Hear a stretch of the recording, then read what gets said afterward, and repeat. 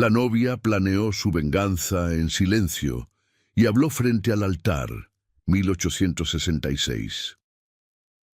El viento que bajaba de la Sierra Madre esa mañana de octubre no traía el frío limpio de las alturas, sino algo más espeso, más antiguo, como si las piedras mismas de los cerros hubieran guardado un aliento durante siglos y lo soltaran de golpe sobre el pueblo de San Cristóbal del Monte. Era un viento que hacía crujir las vigas de los techos de adobe, que metía los dedos por las rendijas de las ventanas y revolvía el polvo de las calles empedradas hasta convertirlo en pequeños remolinos que giraban sin destino frente a la iglesia de la Purísima Concepción. Los perros del pueblo no ladraban ese día, se quedaban pegados a los muros, con los ojos hundidos y las orejas aplastadas, como si supieran algo que los hombres todavía no habían entendido. Adela Fuentes Villanueva se despertó antes del amanecer y no volvió a dormir. Estaba acostada en el catre del cuarto que había sido suyo desde niña, mirando el techo de vigas negras donde las arañas tejían desde siempre sus mapas silenciosos, y pensaba, no con el nerviosismo rosado de una novia. Pensaba con la frialdad particular de quien ha tomado una decisión que no tiene vuelta atrás, con la calma de quien ha ensayado en su mente un momento tantas veces que ya no le produce miedo, sino solo la leve tensión de quien espera el instante exacto para actuar. Tenía 21 años, el cabello negro y largo hasta la cintura, los ojos color de tierra mojada, y una boca que la gente del pueblo decía que era demasiado seria para una mujer joven. Nunca había entendido ese comentario como crítica, lo usaba como escudo. La boda estaba programada para las 11 de la mañana. En ese momento eran las 4:30. Adela tenía 6 horas y media para recordar todo, para sostener el peso de lo que sabía y para decidir si era capaz de cumplir la promesa que se había hecho a sí misma 12 semanas atrás, la noche en que encontró las cartas. Antes de continuar con esta historia que va a helar tu sangre, me gustaría pedirte que te suscribas al canal si aún no lo has hecho. Es completamente gratis y nos ayuda enormemente a seguir trayéndote estas historias. Y cuéntanos en los comentarios, ¿desde dónde nos estás viendo? Nos encanta saber de cada rincón del mundo hispanohablante que nos acompaña. Ahora sí, sigamos. San Cristóbal del Monte era un pueblo de poco más de 2000 almas enclavado en las faldas de la Sierra Madre Oriental, en el estado de Veracruz, a 4 horas de camino en mula desde la ciudad de Jalapa. Era 1866, el segundo año del imperio de Maximiliano, y aunque los ecos de la guerra entre liberales e imperialistas llegaban como truenos lejanos, en San Cristóbal la vida seguía girando alrededor de las mismas cosas de siempre. El maíz, el café, el ganado y los chismes que corrían de boca en boca entre las mujeres que lavaban en el río los lunes y los jueves. El pueblo tenía una plaza central con una fuente de cantera que ya no echaba agua desde hacía 3 años, una presidencia municipal de paredes descascaradas, 8 pulquerías, una botica y la iglesia de la Purísima Concepción, que era el edificio más alto y más viejo de todo el lugar, con sus torres gemelas de piedra oscura que se veían desde cualquier punto del pueblo y desde varios kilómetros a la redonda. La familia Fuentes era una de las 3 familias más antiguas del pueblo, no la más rica. Ese lugar le correspondía sin discusión a los Montoya Barragán, pero sí una de las más respetadas. Don Porfirio Fuentes había sido alcalde durante 12 años. Había construido con su propio dinero el primer pozo público del pueblo y había muerto de una fiebre tifoidea cuando Adela tenía 14 años, dejándola al cuidado de su madre, doña Consuelo, y de su tío Benigno, el hermano menor de don Porfirio, que administraba las tierras de la familia con una honestidad discutible, pero con un amor genuino por su sobrina que nadie podía negar. Adela había crecido entre esos dos adultos frágiles y bien intencionados, aprendiendo a coser, a llevar las cuentas del rancho, a leer, que era raro para una mujer de su clase en ese lugar y ese tiempo, y a guardar silencio cuando era necesario, especialmente a guardar silencio. Rodrigo Montoya Barragán tenía 28 años y era el hijo mayor de don Aurelio Montoya, el hombre más poderoso de San Cristóbal del Monte.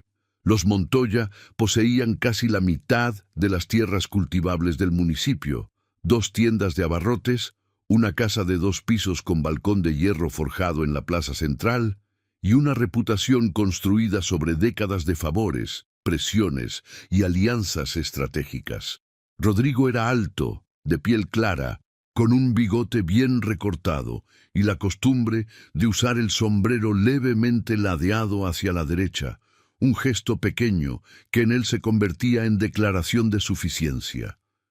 Había pasado 3 años en la Ciudad de México aprendiendo leyes, y aunque nunca ejerció como abogado, el conocimiento le daba un barniz de autoridad que usaba frecuentemente en las conversaciones del pueblo para zanjar discusiones antes de que comenzaran. El compromiso entre Rodrigo y Adela había sido arreglado 2 años atrás, durante una reunión entre don Aurelio Montoya y el tío Benigno en la que Adela no estuvo presente. Cuando le avisaron, ella preguntó una sola cosa: ¿cuándo? No porque estuviera emocionada, sino porque necesitaba saber cuánto tiempo tenía para conocerlo, para entenderlo, para decidir si podía construir una vida al lado de ese hombre. Había intentado verlo con ojos abiertos. Había pasado tardes en la sala de los Montoya, bordando junto a la madre de Rodrigo, doña Pilar, escuchando a Rodrigo hablar de política, de tierras, de sus planes para modernizar el rancho familiar. Lo había visto reír, lo había visto tratar bien a los trabajadores cuando había visitas. Lo había visto llevar flores a su madre cada domingo sin falta, y había pensado, tal vez esto puede funcionar. Tal vez el respeto puede crecer hasta parecerse al afecto. Pero eso fue antes de las cartas. Las encontró una tarde de julio, cuando Rodrigo le había pedido que fuera a buscar a su escritorio un documento sobre las tierras linderas. Necesitaba su firma como testigo, dijo, porque el notario pasaría al día siguiente. Adela conocía el estudio de Rodrigo, una habitación pequeña en la planta baja de la casa Montoya, con paredes de libros que nadie abría, una ventana que daba al patio trasero donde estaban los establos, y un escritorio de madera oscura con 3 cajones. El documento estaba en el cajón de arriba, Rodrigo le había dicho, pero el cajón de arriba estaba trabado, y sin pensar mucho en ello, Adela intentó el cajón del medio.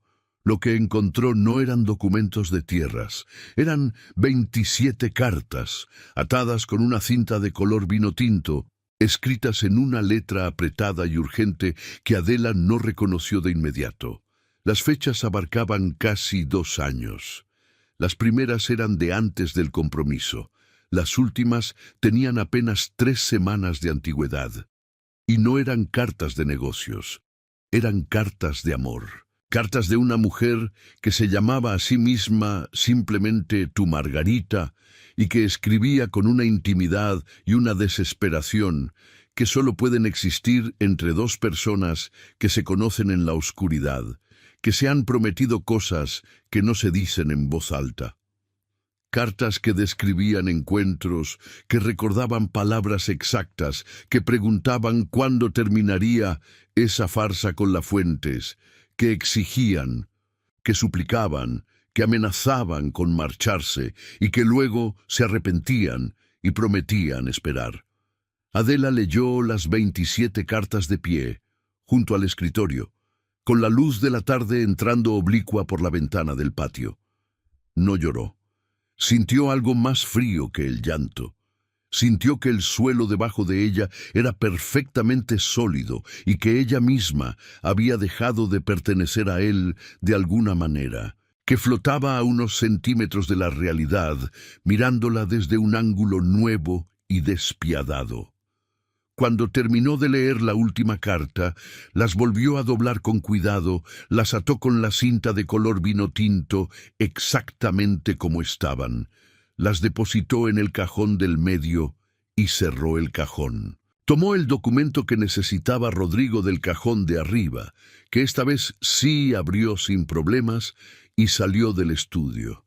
Esa noche no durmió, ni la siguiente, ni la siguiente. Empezó a investigar, con la cautela de quien sabe que no puede permitirse errores, con la paciencia de quien entiende que la información es el único poder real que tiene una mujer en 1866, en un pueblo de 2000 almas, donde todo pertenece al apellido del hombre con el que va a casarse. Primero averiguó quién era Margarita. Le llevó 2 semanas.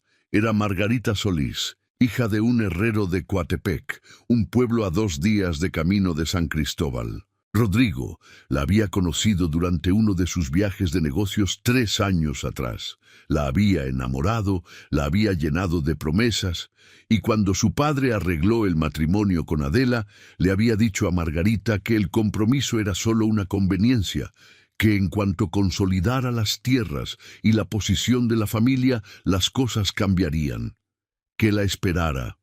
Adela no odió a Margarita. La entendió de una manera que la entristeció profundamente. Margarita era también una mujer atrapada en la misma telaraña, convencida de mentiras distintas, pero igualmente fabricadas por el mismo hombre. Lo que Adela sí sintió, con una claridad que la sorprendió a ella misma, fue algo que no era exactamente odio hacia Rodrigo, era algo más preciso, era la comprensión total, sin atenuantes y sin excusas, de lo que ese hombre era. No un joven imperfecto con debilidades comprensibles, sino alguien que mentía con la misma facilidad con que respiraba, que usaba a las mujeres como fichas en un tablero que solo él veía, que había decidido casarse con ella no por ningún respeto, sino porque los Fuentes tenían tierras que colindaban con las suyas, y el matrimonio era la forma más barata y definitiva de absorberlas. Había algo más, algo que Adela tardó más en encontrar, pero que cuando lo encontró lo cambió todo. Don Porfirio Fuentes, su padre, no había muerto de fiebre tifoidea.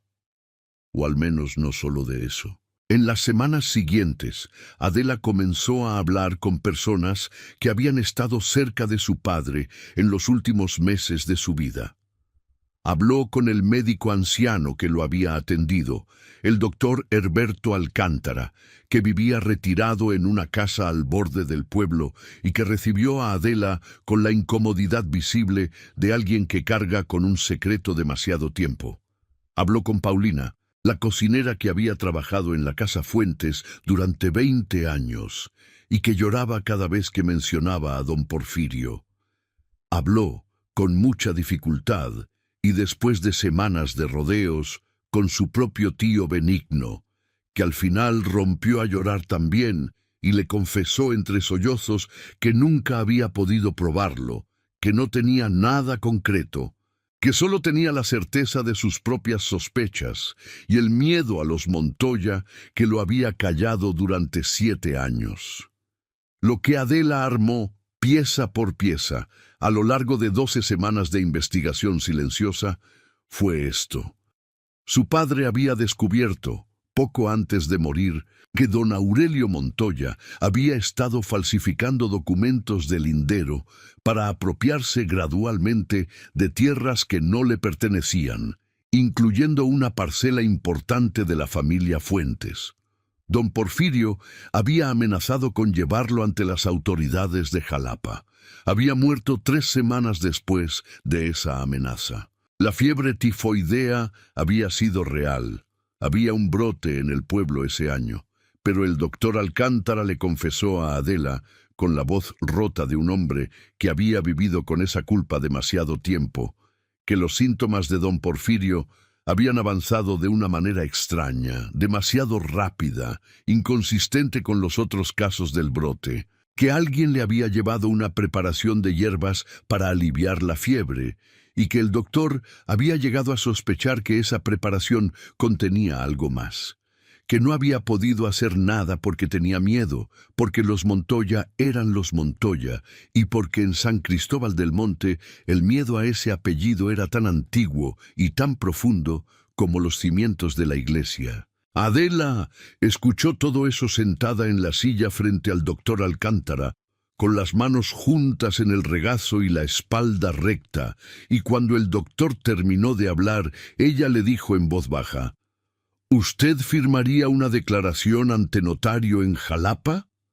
El doctor la miró durante un largo momento, luego dijo: Soy un hombre viejo, señorita Fuentes, ya no me queda mucho que perder. Y dijo que sí. Eso fue 3 días antes de la boda. Adela pasó esos 3 días con una actividad que nadie a su alrededor entendió, porque desde afuera parecía simplemente una novia ocupada con los preparativos finales.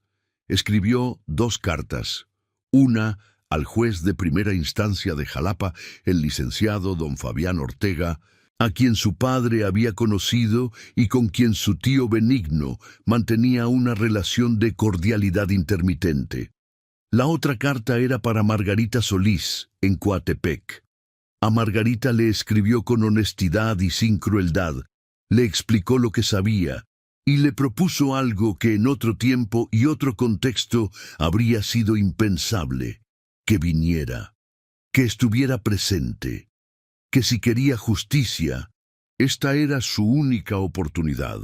Adela entregó ambas cartas a Tomás, el muchacho de 12 años que hacía los mandados del rancho, con instrucciones precisas, dinero suficiente para el viaje, y la advertencia de que si alguien le preguntaba, había ido a llevar recados de bordado a una señora de Coatepec. Tomás era leal con la ferocidad particular de los niños, a quienes alguien ha tratado bien cuando nadie más lo hacía. Partió esa misma noche, y Adela se acostó en su catre, miró las arañas en el techo y esperó. La mañana de la boda, doña Consuelo entró al cuarto de Adela a las 6:30 con una taza de chocolate caliente y los ojos brillantes de una emoción que era mitad felicidad y mitad alivio.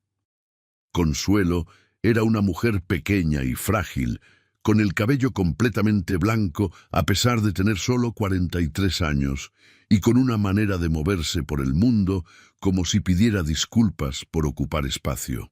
Había pasado los 7 años, desde la muerte de su marido, en un estado de preocupación constante por el futuro de su hija, y el matrimonio con Rodrigo Montoya representaba para ella la resolución de todas esas preocupaciones de golpe. Adela la miró entrar y sintió en el pecho una punzada que no era debilidad, sino el peso específico de saber que lo que haría ese día le causaría a su madre un dolor antes de que le causara alivio.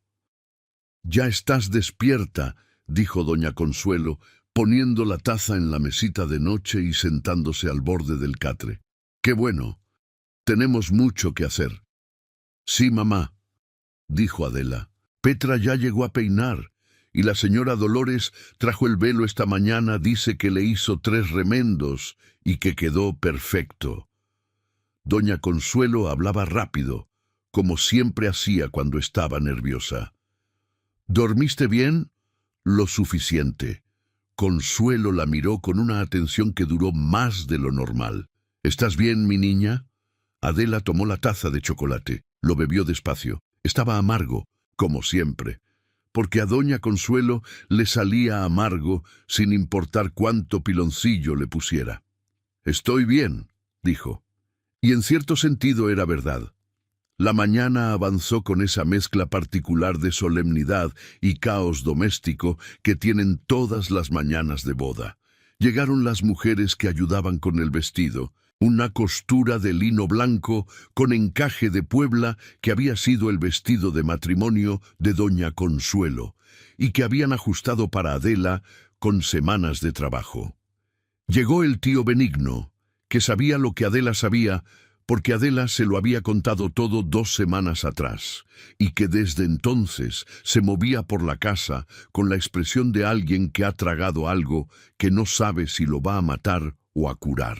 Llegaron vecinas, llegaron primas lejanas, llegó la comadre Serafina con un ramo de flores del campo recién cortadas, llegó el olor del mole que ya se cocinaba en la cocina de los Montoya, al otro lado de la plaza, donde sería el banquete.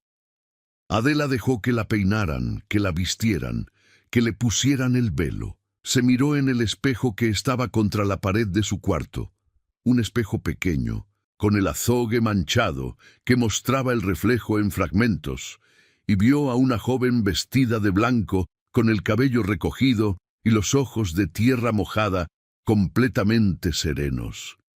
Se preguntó brevemente si esa serenidad era fortaleza o entumecimiento. Decidió que no importaba la diferencia, siempre que sirviera para lo mismo. A las 10:15, el tío Benigno tocó la puerta. Adela. Llegó alguien. Ella salió al corredor.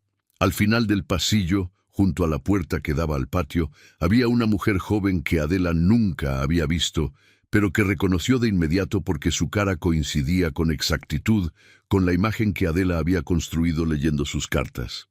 Margarita Solís tenía unos 20 años, el cabello castaño recogido en un chongo sencillo, los ojos grandes y oscuros con el borde rojo de quien ha llorado durante mucho tiempo, y una expresión que mezclaba la dignidad con la desesperación, como el aceite se mezcla con el agua. Visibles juntos, pero sin fundirse. Traía puesto su mejor vestido, que era de lana marrón con botones de hueso, y cargaba en la mano una bolsa de cuero que abultaba con el peso de papeles. Las dos mujeres se miraron durante varios segundos sin decir nada. Fue Margarita quien habló primero. «Vine», dijo, como si eso necesitara confirmación. «Sí», dijo Adela. «Gracias». El tío Benigno las miró a las dos con los ojos húmedos y la expresión de un hombre que se da cuenta en ese momento de que la historia que pensó que conocía era mucho más grande de lo que había imaginado. Adela se acercó a Margarita. «¿Traes todo lo que te pedí?» Margarita abrió la bolsa y sacó un fajo de cartas atadas con una cinta, más fina que la de las de Rodrigo. 32 cartas, dijo. Todas con su letra, todas con fecha. Las últimas son de hace un mes. Sacó también un pequeño cuaderno de cuero. Y esto, un diario donde escribí todo, cada vez que nos vimos, a cada cosa que me prometió, con fechas y lugares. Adela tomó las cartas y el cuaderno, los sostuvo un momento, sintiendo el peso físico de 2 años de engaños convertidos en papel.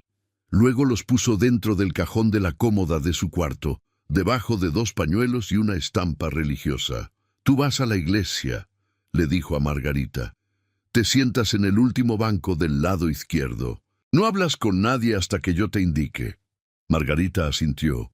Tenía la mandíbula apretada con la tensión de quien se ha preparado para algo que teme y que al mismo tiempo necesita con toda su alma. «¿Y el licenciado Ortega?», preguntó Adela al tío Benigno. Benigno se aclaró la garganta. Mandó a su secretario, un muchacho de Jalapa que llegó anoche. Dice que el licenciado recibirá la declaración del doctor Alcántara el lunes siguiente y que si los documentos están en orden, procederá. ¿El doctor Alcántara está listo? Llegó esta mañana al pueblo. Está en la botica del señor Eulalio esperando. Adela miró el reloj de pared del corredor. Las 10:25, menos de 40 minutos para las 11. «Bien», dijo, y volvió a su cuarto a terminar de prepararse. La iglesia de la Purísima Concepción estaba llena. San Cristóbal del Monte era un pueblo pequeño donde las bodas de las familias importantes eran espectáculos comunitarios, ocasiones para ver y ser visto, para ponerse la ropa buena que se guardaba en el baúl el resto del año y para comentar en voz baja sobre el vestido de la novia y los arreglos florales del altar. Las flores Ese día eran cempasúchil y gladiolos blancos.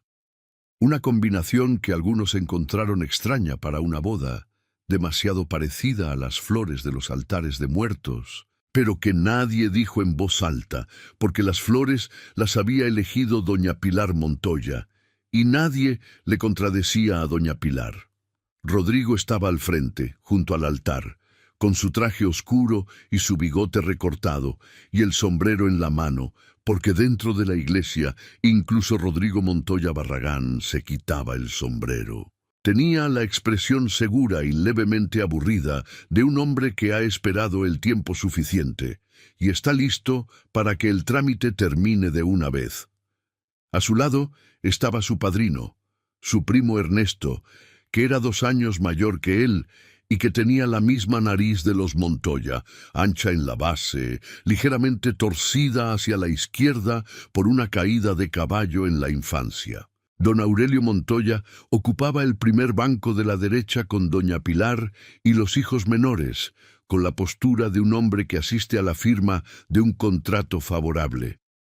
El padre Guadalberto Rivas, cura párroco de San Cristóbal del Monte desde hacía 23 años, hombre corpulento y de voz profunda que olía siempre a incienso y a pulque de manera simultánea, esperaba junto al altar con el misal abierto y la estola morada de las ceremonias solemnes.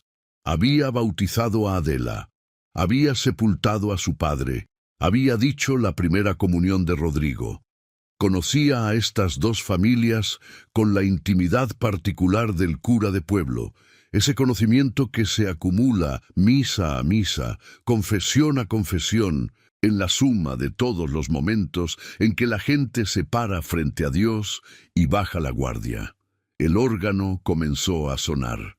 Adela entró a la iglesia del brazo de su tío Benigno, y la primera cosa que vio cuando sus ojos se adaptaron a la penumbra dorada del interior fue la nave central llena de gente que la miraba, y al fondo, junto al altar, a Rodrigo volteando a verla con la expresión de un hombre satisfecho con lo que ve.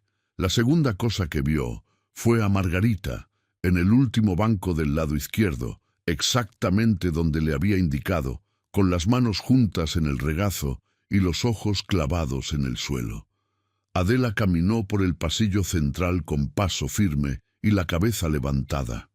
El velo de encaje le caía sobre los hombros. El cempasúchil del altar despedía un perfume denso y dulce que llenaba la nave.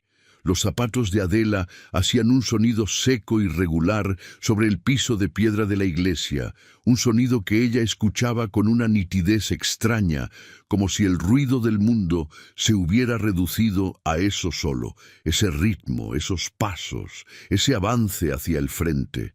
El tío Benigno la dejó junto a Rodrigo, le apretó brevemente la mano antes de soltarla, un apretón que quería decir varias cosas a la vez, y se fue a sentar en el primer banco de la izquierda junto a doña Consuelo.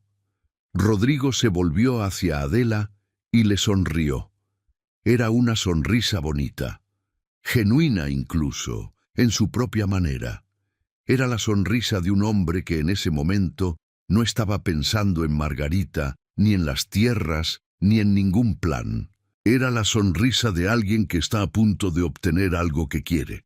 Adela le devolvió la mirada. No sonrió. Rodrigo interpretó eso como nerviosismo nupcial. El padre Guadalberto comenzó la ceremonia. Las palabras de la misa se desplegaron sobre la iglesia con el ritmo familiar de lo que se ha repetido miles de veces, en latín y en español mezclados, con las respuestas del coro de niños y el murmullo de los feligreses.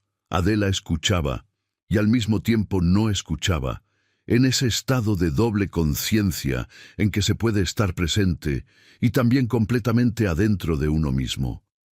Pensaba en su padre, en los 7 años desde su muerte, en las tardes en que don Porfirio le enseñó a leer usando la Biblia y el almanaque del año como libros de texto, en la manera en que él olía a tabaco negro y a tierra, en la última vez que lo vio consciente, cuando ya la fiebre lo tenía postrado, y él le tomó la mano y le dijo: «Cuida de tu madre, mi niña, y cuídate tú».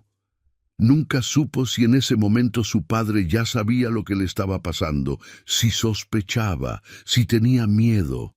Pensaba en las cartas, en la cinta de color vino tinto, en la letra apretada de Margarita escribiendo en la oscuridad de su cuarto en Coatepec, esperando a un hombre que nunca iba a volver a buscarla de la manera que ella esperaba. Llegó el momento. Si alguno de los presentes conoce algún impedimento legítimo para la unión de estos dos jóvenes en santo matrimonio, dijo el padre Guadalberto, mirando a la congregación con el formulismo cansado de quien ha dicho esa frase cientos de veces sin que nadie la tome en serio, que lo manifieste ahora o calle para siempre. El silencio duró exactamente 4 segundos. Luego, Adela Fuentes Villanueva se volvió hacia los presentes, no hacia el cura, no hacia Rodrigo, hacia la gente, con la voz clara y firme de una mujer que lleva 12 semanas preparándose para este momento, que ha dormido poco y pensado mucho, que ha aprendido que el silencio puede ser un arma o una tumba, dependiendo de quién lo usa y cuándo lo rompe. Yo, dijo Adela. El sonido que produjo esa sílaba en la iglesia fue como una piedra cayendo en un pozo. El padre Guadalberto levantó los ojos del misal con una expresión que en toda su vida no había tenido que poner durante una boda. Rodrigo se volvió hacia Adela con la mandíbula ligeramente caída, sin entender todavía. Don Aurelio Montoya, en el primer banco de la derecha, se endureció de una manera que no era sorpresa, sino reconocimiento. El reconocimiento de un hombre poderoso que detecta una amenaza antes de conocer su forma exacta. Doña Consuelo llevó ambas manos a la boca. El tío Benigno mantuvo las manos juntas sobre las rodillas y los ojos clavados hacia adelante, quieto como la piedra. Adela habló. «Yo conozco un impedimento», dijo, y su voz llenó la nave de piedra con una claridad que llegó hasta el último banco. «Conozco al hombre con quien me piden que me case, y sé que este matrimonio no puede hacerse, no debe hacerse, y no se va a hacer». Adela. La voz de Rodrigo era baja, apenas controlada, el tono de quien no ha decidido todavía si esto es un malentendido o una traición. «¿Qué estás haciendo?» «Hablar», dijo ella, sin mirarlo todavía mirando a la gente, a esas caras abiertas de asombro que la miraban desde los bancos. «Algo que debí haber hecho hace semanas, algo que tal vez alguien debió haber hecho hace mucho más tiempo». Don Aurelio se puso de pie. Era un hombre grande, de hombros anchos, con el cabello completamente blanco, y una voz que en 40 años de mandar había adquirido la textura de la roca. «Padre Guadalberto», dijo, dirigiéndose al cura con la autoridad de quien da órdenes incluso dentro de una iglesia, «esto es una histeria de muchacha. Si podemos continuar». «Don Aurelio», dijo el padre Guadalberto con una firmeza que sorprendió a varios presentes, «la ceremonia está detenida hasta que se aclare lo que esta joven tiene que decir». En ese momento, desde el fondo de la iglesia, Margarita Solís se puso de pie. El movimiento fue pequeño y silencioso, pero en el silencio cargado de ese momento fue como si una segunda piedra cayera en el mismo pozo. Algunas personas en los bancos traseros se volvieron a mirarla. Nadie del pueblo la conocía, era una desconocida con los ojos rojos y el vestido de lana marrón, de pie en el último banco del lado izquierdo, con la barbilla levantada y las manos juntas al frente en un gesto que era tanto orgullo como súplica. Rodrigo la vio. El color que se fue de su cara fue un espectáculo que todos los presentes recordarían durante el resto de sus vidas con detalles precisos, como se recuerdan las cosas que ocurren cuando el tiempo se vuelve lento. Empezó en las mejillas, luego en la frente. Quedó con el bigote recortado flotando sobre una palidez de cal. los ojos muy abiertos, la mano derecha levantada a medias hacia Margarita en un gesto que no llegó a completarse. «Rodrigo», dijo Adela en voz baja, suficiente para que él la escuchara, demasiado baja para que todos la escucharan, en ese tono que no necesita volumen porque tiene peso. «Ya sé todo». Y entonces sí lo miró, directamente, con esos ojos de tierra mojada que nunca habían aprendido a bajar la mirada. Lo que siguió en la iglesia de la Purísima Concepción de San Cristóbal del Monte, ese día fue algo que el padre Guadalberto Rivas escribiría en sus memorias privadas muchos años después, como el único momento en mis 23 años de ministerio en que sentí que la iglesia cumplía de verdad su función. No la de sellar lo que ya está roto, sino la de ser testigo del momento en que alguien decide no callarse más. Adela habló durante casi 20 minutos. Habló con la claridad y el orden de quien ha ensayado mentalmente este discurso cientos de veces, pero con la emoción inevitable de quien habla de su padre muerto en voz alta por primera vez ante toda su comunidad. Habló de las cartas que encontró en el escritorio de Rodrigo. Habló de la cinta de color vino tinto y de los nombres de los lugares donde Rodrigo y Margarita se habían encontrado durante 2 años, mientras él la cortejaba a ella con flores y documentos de tierras. Habló de lo que el doctor Alcántara le había contado sobre la muerte de su padre. Habló de los documentos falsificados del lindero que don Aurelio Montoya había usado para apropiarse de tierras que no le correspondían, incluyendo las de la familia Fuentes. Habló con la voz ligeramente tensa de quien contiene el llanto no por orgullo, sino porque necesita terminar de decir todo antes de que la saquen o la hagan callar. Don Aurelio intentó interrumpirla 2 veces. La primera vez, el tío Benigno se puso de pie desde el banco y dijo con una calma que a todos sorprendió: «Don Aurelio, si usted interrumpe a mi sobrina en el momento en que ejerce su derecho a hablar, el licenciado Ortega de Jalapa recibirá el lunes una declaración firmada no solo del doctor Alcántara, sino de varias otras personas que yo conozco». La segunda vez, fue el padre Guadalberto quien levantó la mano y dijo simplemente: «Déjela hablar». Cuando Adela terminó, el silencio de la iglesia era diferente al que había antes. No era el silencio de la expectativa. Era el silencio de 2000 años de secretos y silencios forzados y obediencias que no debían haberse dado. Y en el centro de ese silencio estaba una mujer joven, con un vestido de lino blanco que heredó de su madre y que olía a flores de campo que alguien le trajo esa mañana. Rodrigo no dijo nada. Intentó varias veces comenzar una frase y no terminó ninguna. Esto, más que cualquier otra cosa, convenció a muchos de los presentes. Don Aurelio habló, finalmente, con la voz de alguien que elige el ataque cuando la defensa ya no es viable. Llamó a Adela mentirosa, la llamó perturbada.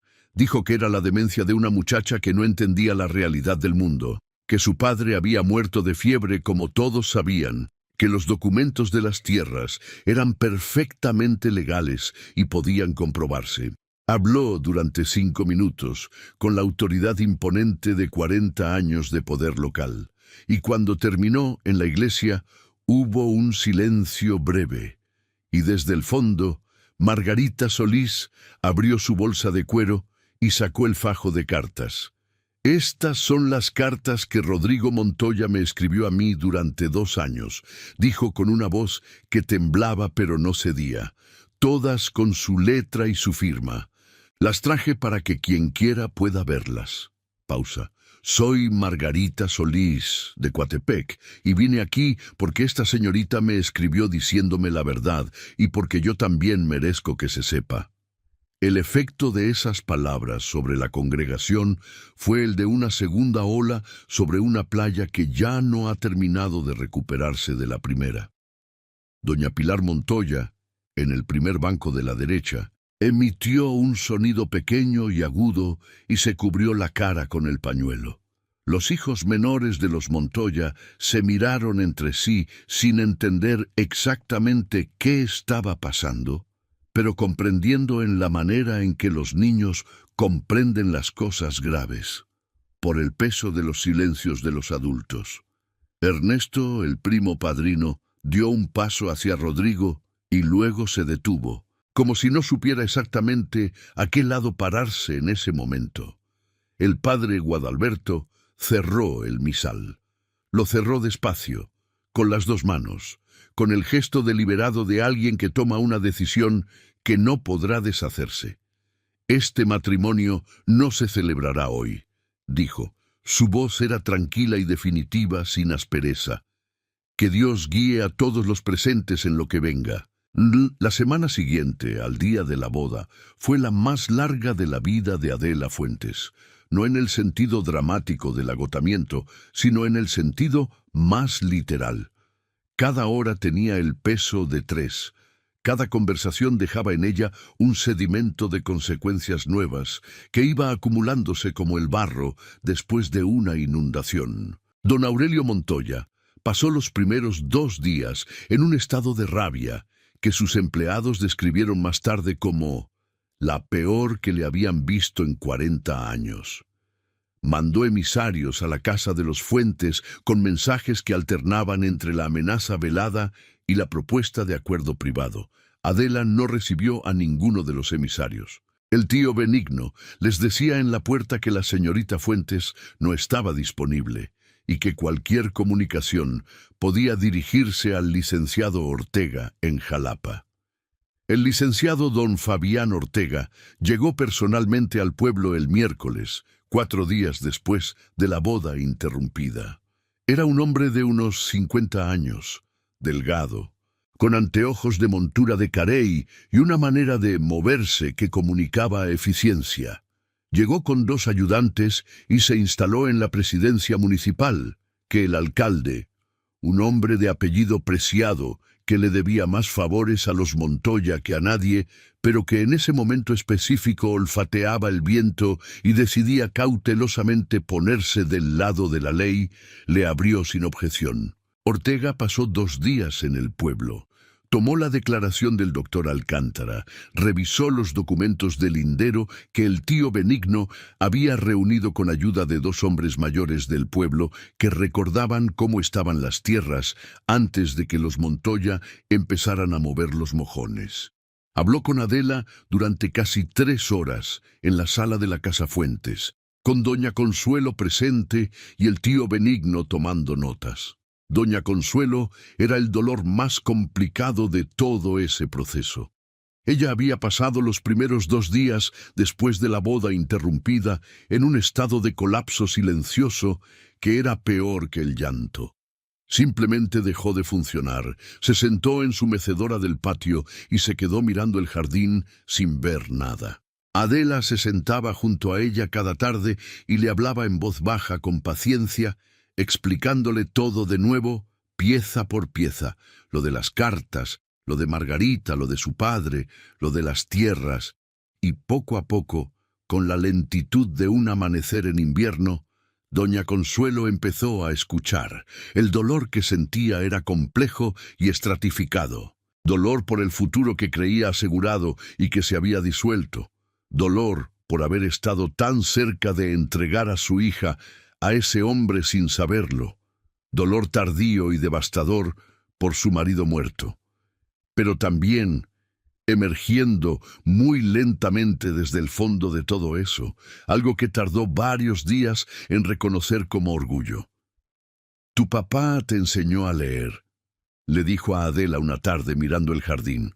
«Yo siempre pensé que era un capricho suyo, que no servía para nada práctico». Adela no dijo nada. «Me equivoqué», dijo doña Consuelo. Margarita Solís se quedó en San Cristóbal del Monte esa semana. Adela le ofreció quedarse en la Casa Fuentes, y Margarita aceptó con la gratitud silenciosa de alguien que lleva demasiado tiempo sin saber dónde colocar el peso que carga.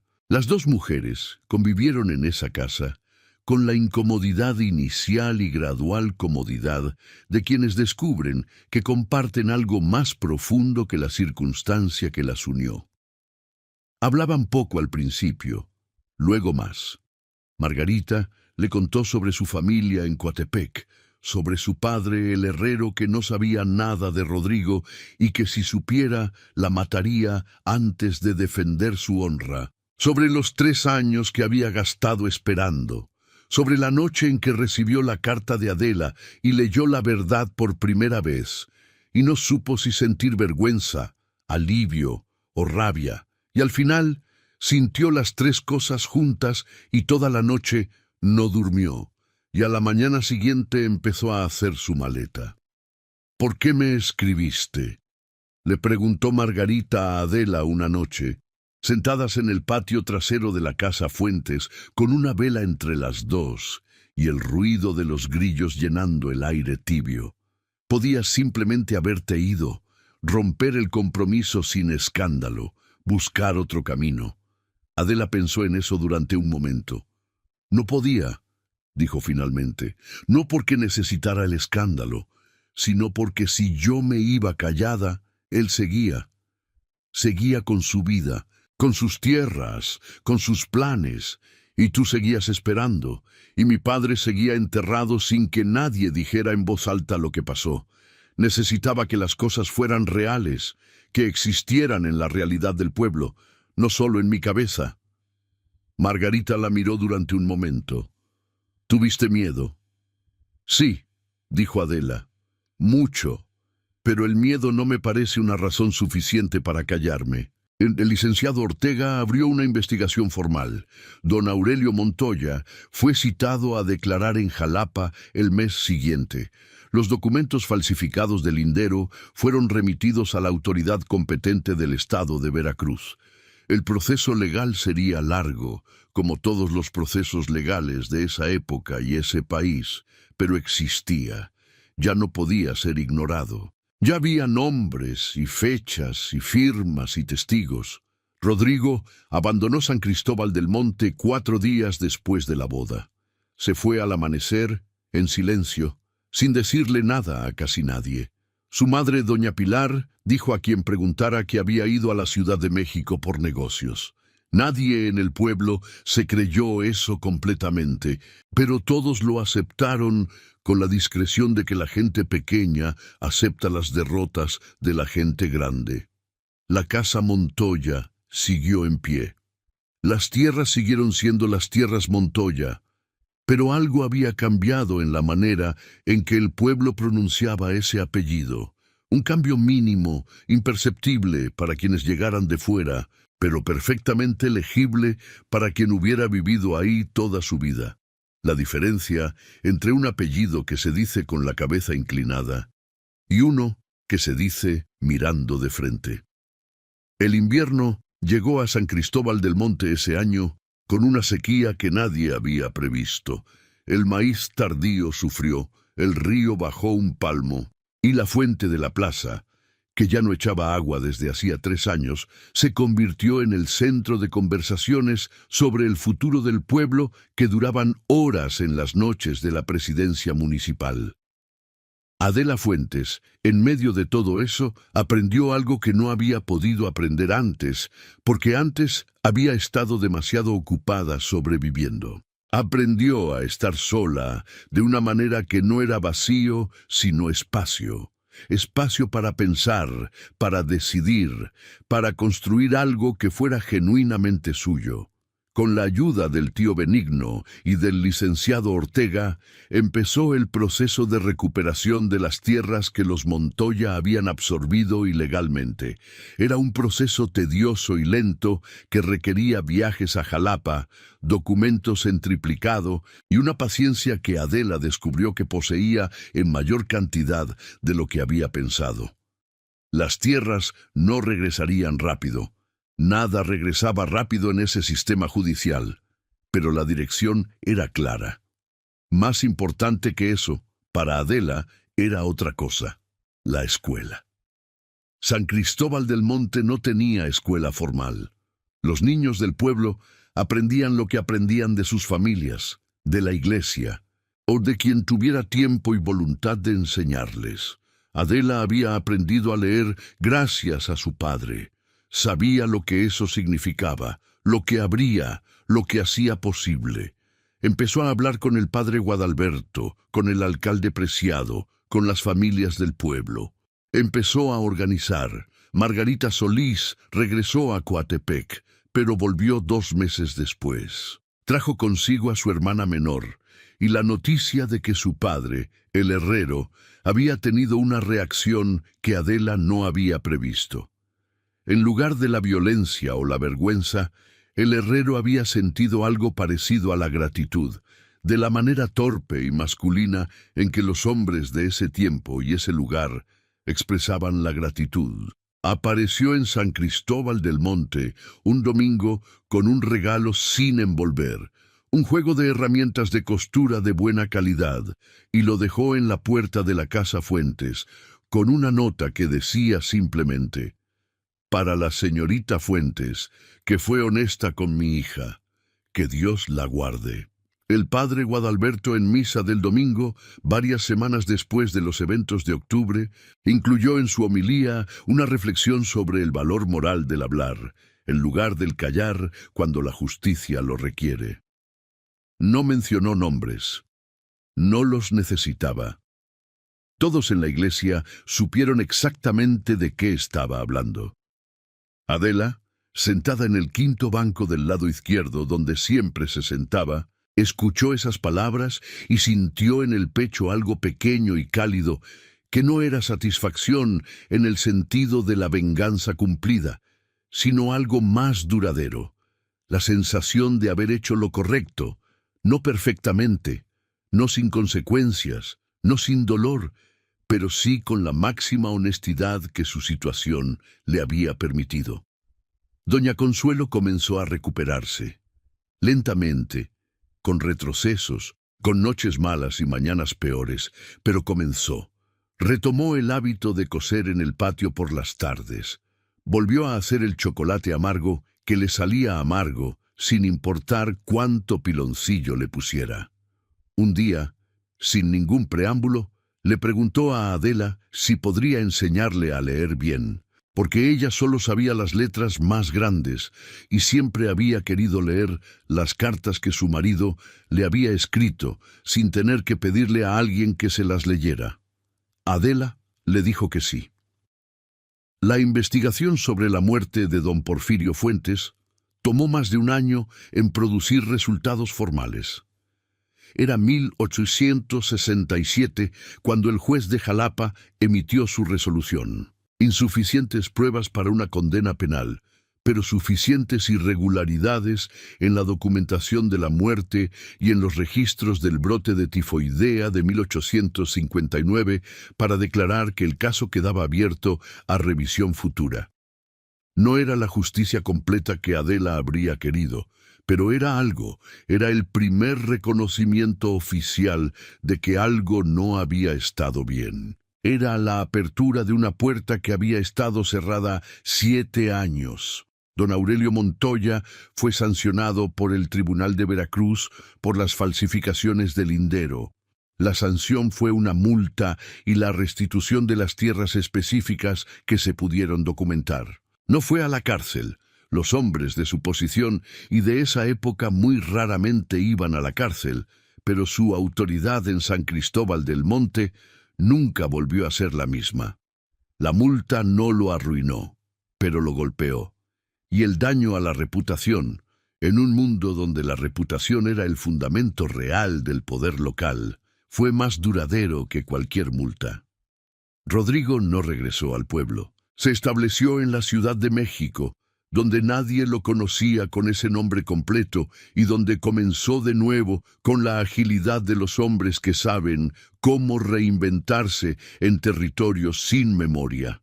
Adela recibió esa información a través del tío Benigno, quien la había recibido de un primo lejano en la capital, y la recibió con una ecuanimidad que ella misma encontró reveladora. No sintió alivio de que se hubiera ido, ni tristeza, ni rabia renovada. Sintió simplemente que esa historia ya no le pertenecía, que la había cerrado el día que habló en la iglesia y que todo lo que vino después era consecuencia natural, no capítulo nuevo. Lo que sí ocupó su atención, con una energía creciente que sorprendió incluso al tío Benigno, fue la escuela. Con el apoyo del padre Guadalberto, que prestó el espacio de la sacristía 3 tardes por semana, mientras no se consiguiera un local propio, Adela empezó a enseñar. Primero a 4 niños del vecindario, hijos de las familias más humildes del pueblo que de otro modo no habrían tenido acceso a ningún tipo de instrucción. Luego a 8. Luego, cuando la noticia se fue extendiendo y cuando algunas de las madres del pueblo comenzaron a pedir que sus hijas también asistieran, lo cual, en San Cristóbal del Monte de 1866, era todavía un pensamiento radical que se decía en voz baja. A 15, a 20. Margarita Solís, establecida ya en el pueblo después de haber tomado la decisión de no regresar a Coatepec, sino construir algo nuevo aquí, se convirtió en la segunda maestra. Tenía una paciencia con los niños pequeños que Adela reconocía y admiraba, una manera de agacharse a su nivel y hablarles de igual a igual que los niños recibían con una confianza inmediata. Las dos mujeres trabajaban bien juntas. Habían llegado a una amistad que tenía la textura particular de las amistades forjadas en adversidad, sin pretensiones, sin adornos, construidas sobre el conocimiento mutuo de lo que cada una había pasado y de lo que cada una era capaz de hacer cuando era necesario. El local propio llegó en 1868, 2 años después de la boda interrumpida. Una casa pequeña de 2 cuartos al borde de la plaza, cedida por una familia que se iba a Veracruz, adquirida con una combinación del dinero recuperado de las tierras restituidas, de una colecta que el padre Guadalberto organizó entre las familias del pueblo, y de una donación inesperada. El herrero de Coatepec, el padre de Margarita, mandó el equivalente a 3 meses de su trabajo con una nota que decía: para que los niños de ese pueblo tengan donde aprender. Mi hija está haciendo algo bueno allá. Adela clavó ella misma el letrero sobre la puerta. Lo había tallado el carpintero del pueblo en una tablilla de cedro. Escuela de San Cristóbal del Monte, 1868. Sin más adornos, sin su nombre en ningún lugar visible. Hubo una noche, en el otoño de 1868, 2 años exactos después de la mañana en que no pudo dormir, mirando las arañas en el techo, en que Adela se sentó en el patio trasero de la casa Fuentes con una taza de chocolate que esa noche, por alguna razón que nunca pudo explicar, le salió perfectamente dulce.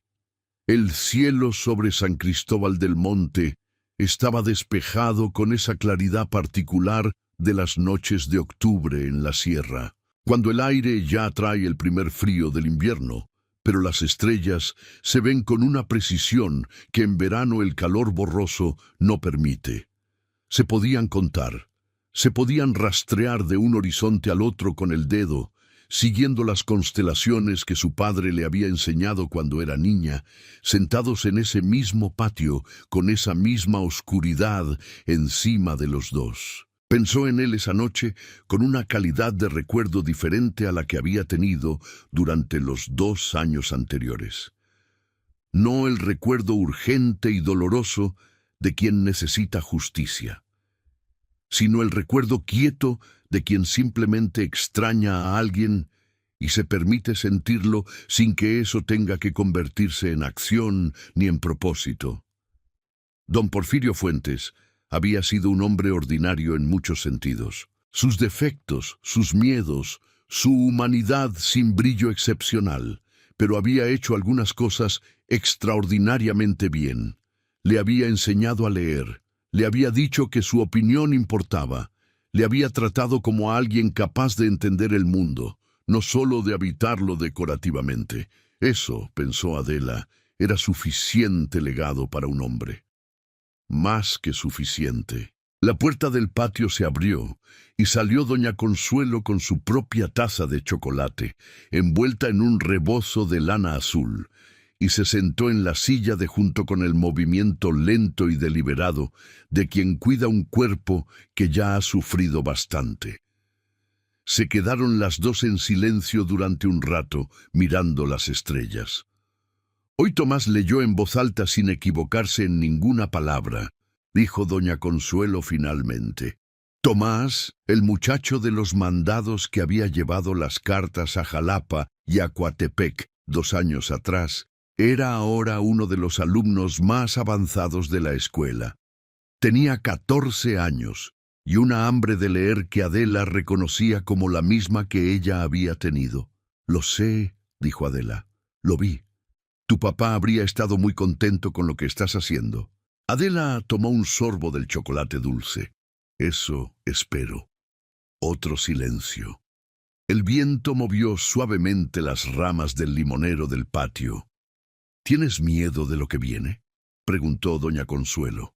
Era una pregunta que contenía muchas preguntas más pequeñas. El proceso legal que todavía no terminaba. La incertidumbre del país entero en ese año de 1868, cuando Maximiliano ya había sido fusilado y los liberales de Juárez reconstruían México sobre los escombros del imperio. La pregunta de qué sería del pueblo y de la escuela, y de las dos de ellas en ese futuro incierto y enormemente abierto. Adela pensó en la pregunta, pensó en los 12 semanas de silencio que precedieron a la boda, en los 27 pasos desde la puerta de la iglesia hasta el altar, en la sílaba yo que había pronunciado en el silencio de la nave de piedra y que todavía a veces escuchaba en su propio interior, con la misma nitidez del día en que la dijo. «Sí», dijo Adela, «pero el miedo no me parece una razón suficiente para no seguir». Doña Consuelo asintió lentamente. Bebió su chocolate. Lo tenía perfectamente dulce esa noche también, sin saber exactamente por qué. Lo que San Cristóbal del Monte recordó durante generaciones no fue el escándalo de la boda interrumpida, aunque ese fue el relato que viajó de boca en boca durante los años inmediatos, que se contó en los mercados de Coatepec y en las pulquerías de Jalapa, con las exageraciones y los adornos que los relatos acumulan cuando viajan. Lo que el pueblo recordó, más profundamente y con mayor duración, fue otra cosa.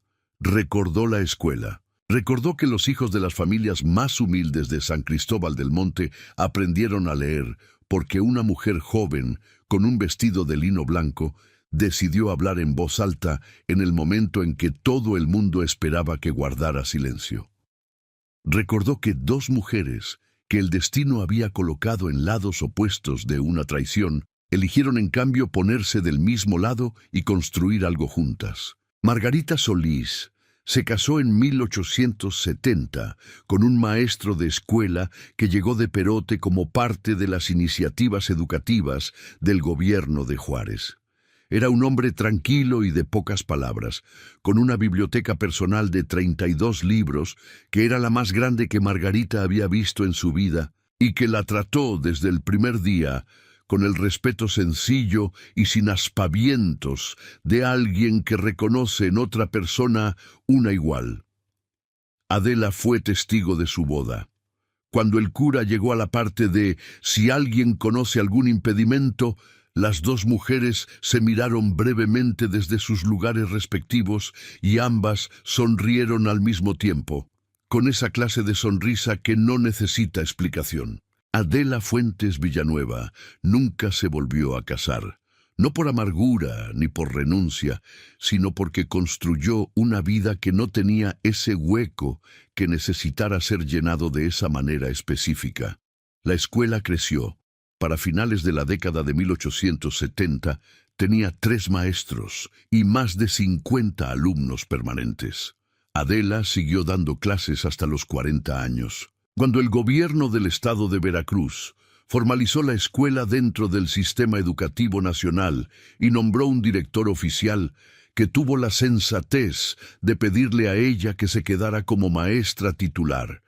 El tío Benigno murió en 1875, a los 61 años, de una afección al corazón que el médico del pueblo dijo que venía de años atrás. Murió en su cama, con Adela y doña Consuelo a los lados, con la expresión de alguien que ha llegado al final de un camino más largo y más accidentado de lo que esperaba, pero que en los últimos metros pudo ver hacia atrás y reconocer que no fue inútil. Le había dicho a Adela unas semanas antes, cuando ya presentía que no le quedaba mucho: «Lo que hiciste esa mañana en la iglesia, mi niña, me quitó de encima un peso que cargaba desde que tu padre murió. No saber si había sido cobarde, si debía haber hablado antes». Adela le tomó la mano y le dijo que no había sido cobarde, que había hecho lo que había podido con lo que tenía, que eso era todo lo que se le podía pedir a cualquier persona. Benigno la creyó, o quiso creerla, que en ese momento venía a ser lo mismo. El doctor Herberto Alcántara murió en 1872, poco después de que la investigación sobre la muerte de don Porfirio quedara formalmente cerrada sin condena. Había vivido suficiente tiempo para firmar su declaración y verla entrar al registro oficial, para saber que lo que había callado durante 13 años ya no era más su secreto solo, sino parte del registro público de lo que había ocurrido en ese pueblo. En su entierro, Adela fue la única persona que no era familiar del médico que fue a pararse junto a su tumba. El padre Guadalberto lo notó y se lo dijo después. Adela dijo: «Le debo algo. Tuvo miedo durante muchos años, pero al final no lo tuvo. Eso merece que alguien esté ahí». Doña Consuelo aprendió a leer bien. Tardó 2 años en conseguirlo, con retrocesos y frustraciones y noches en que declaraba que era demasiado vieja para estas cosas, y otras noches en que se quedaba leyendo junto a la vela, hasta que Adela le apagaba la luz, diciéndole que se iba a quedar ciega. Cuando por fin pudo leer las cartas que don Porfirio le había escrito durante sus viajes, las había guardado en una caja de madera debajo de la cama durante más de 20 años, sin poder leerlas directamente ella misma. Pasó toda una tarde llorando en silencio en su mecedora del patio. Cuando Adela salió a preguntarle si estaba bien, Consuelo le dijo: «Sí, solo lo estoy conociendo de nuevo. Es lo mismo que antes, pero ahora lo entiendo con mis propios ojos». Y volvió a leer. Había algo que Adela guardó siempre para sí misma, que nunca contó a nadie completamente, ni a su madre, ni a Margarita, ni al tío Benigno. Era el recuerdo de los 4 segundos que pasaron entre el momento en que el padre Guadalberto terminó la frase del impedimento y el momento en que ella abrió la boca. 4 segundos, no más. En esos 4 segundos había pasado por su mente la versión alternativa de la historia, la versión en que callaba, en que dejaba que la ceremonia continuara, en que se casaba con Rodrigo y vivía la vida que todos esperaban, con las tierras y el apellido Montoya y la casa de 2 pisos con balcón de hierro forjado y la seguridad de un futuro que en ese tiempo y ese lugar era genuinamente más que lo que la mayoría de las mujeres podían aspirar, en que tragaba lo que sabía y lo guardaba en un cajón propio, atado con su propia cinta, y aprendía a vivir con ello.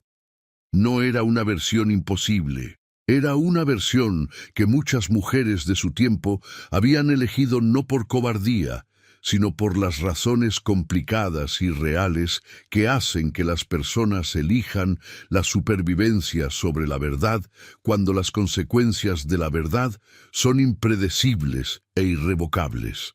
En esos 4 segundos, Adela había visto esa versión con toda claridad y había elegido no vivirla, no porque fuera heroína, no porque no tuviera miedo, sino porque en algún lugar, en el centro de sí misma, debajo del miedo y de la incertidumbre y de la conciencia plena de lo que estaba a punto de perder, Había algo que no estaba dispuesta a ceder, la convicción de que su padre merecía que alguien dijera la verdad, que Margarita merecía que alguien dijera la verdad, que ella misma merecía no pasar el resto de su vida mirándose en el espejo manchado de su cuarto y verse a una mujer que supo y calló. Era un pensamiento pequeño, una decisión que en el orden de las cosas grandes del mundo de 1866 en México, el imperio cayendo, la guerra reciente, la historia enorme moviéndose sobre millones de personas, no registraba como nada importante. No había batallas ni ejércitos en esa historia. Solo una mujer joven en un vestido heredado, de pie junto a un altar con flores de cempasúchil que olían a los muertos, pronunciando una sílaba. Pero las historias no se miden siempre por su tamaño. Se miden también por el coraje que costaron, y esa historia le costó a Adela Fuentes Villanueva exactamente lo que las cosas verdaderas siempre cuestan. Todo lo que tenía en ese momento, y la posibilidad de todo lo que vendría después. Lo segundo resultó ser más de lo que había imaginado. Lo primero resultó haber valido la pena. Fin.